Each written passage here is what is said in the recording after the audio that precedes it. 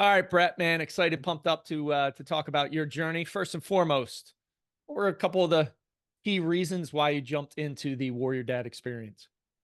Yeah, sure. I'd say I just felt like in a rut at the time. I had signed up for it. Rut meaning, but professionally, personally, things are overall going well. But it's more just a productivity and a motivation thing, um, where I just I needed a little a pick me up. We talked about the word system to Yep. sort of get things moving again in a positive and growth direction, and not just kind of getting by each day.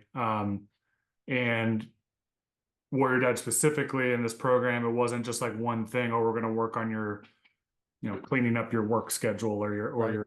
It was a holistic look at everything, and that's what I know I needed. It wasn't just going to be one category. Um, so I'd say that was number one, and like my number two, like my relationship with my family is good, Hmm. really good.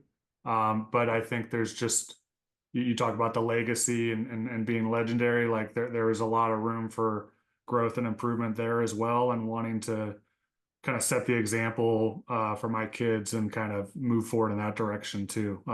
So it's just wanting to excel and raise the bar, kind of in all facets of my life, and like I said, is holistic. So I'd say those were the main reasons. Love it. Love it. Awesome. So the journey going through the experience, what are one, two, three, maybe big takeaways that you can kind of highlight that hey made a significant impact in those areas that you just spoke of? Yeah, I'd say one we talked about a bit yesterday in our last check-in appointment. But for me, I always knew and read about the benefits of just getting up earlier. It doesn't have to be 4 a.m., but just getting up earlier and starting your day off right. Hmm. Um, I I think that was the biggest takeaway and improvement for me was getting up in the more earlier, adjusting my not just circadian rhythm, but sort of my mindset and motivation to doing that every morning. And what you call stacking wins, your morning fire method, getting off on the right foot. And what we talked a lot about was the upward spiral, just like the potential of your day just explodes when you get up earlier, you knock a few things out on your own and get your mind right before just jumping right in. Hmm. Before I would sleep into the last minute, Okay. that I needed to get up, help get my kids ready for school really quickly and get them to the bus stop. And it was all just rushed.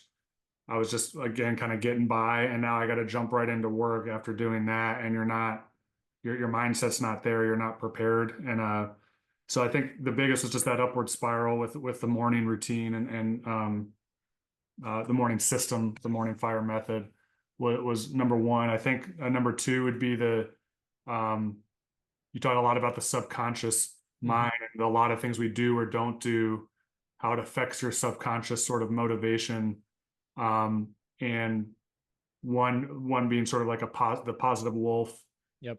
and and gratitude and being always pouring into something that's going to be positive and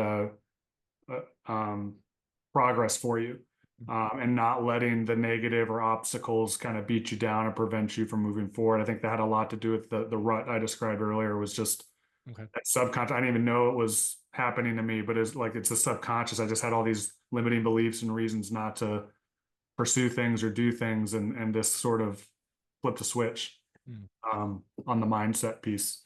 I'd say those are the top two, and then the third was, I'm very like to-do list, mission oriented, but never wrote things down week to week or held myself accountable to the things I wanted to do. I had this long to-do list, but I would just like look at it and I just wouldn't know when or how I was going to do it.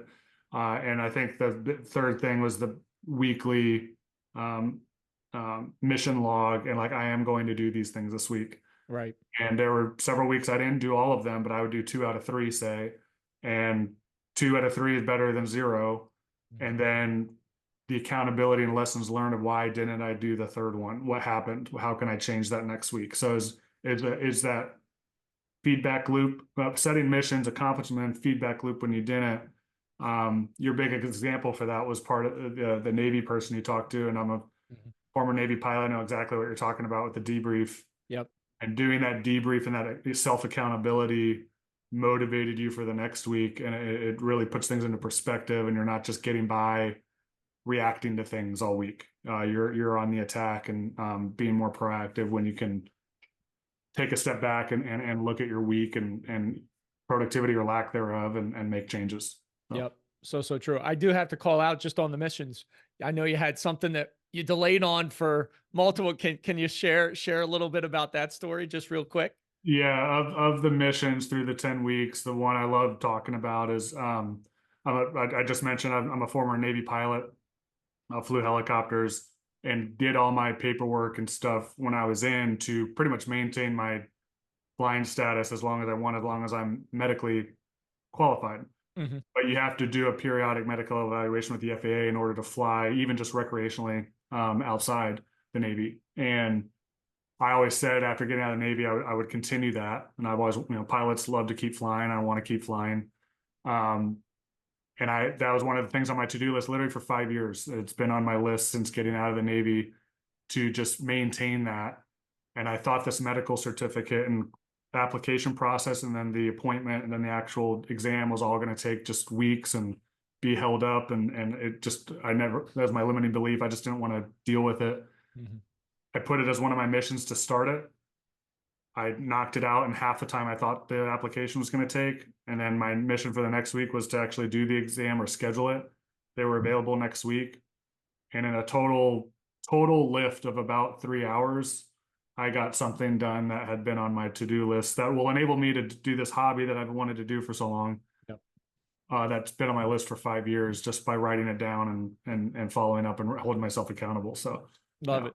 Yeah, thank you for sharing that story. That was awesome. I love it. So what would you say to a dad? Hey, on the fence, should I jump in, invest in myself? Shouldn't I? What would you say to him?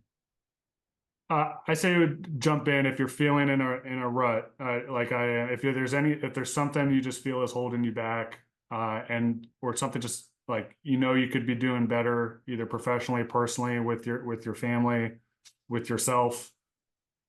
Yes, it might just be that one area you think you need or want help in, but that, like I'd say, jumping in with a holistic approach, and kind of, you don't know, you might jump in it for, say, professional reasons, but you're finding, wait, I need a little more work over here too, and Mm-hmm. it's taking care of all that. So absolutely, I'd recommend anyone jumping in and just it, to use your words, kind of getting on the attack and like doing something about it. And this is absolutely a great holistic program to do something about it. Awesome. Brett, appreciate you sharing, and appreciate all your hard work. Yeah, thank you, Jeff. Thank you for everything. Really, really enjoyed the time.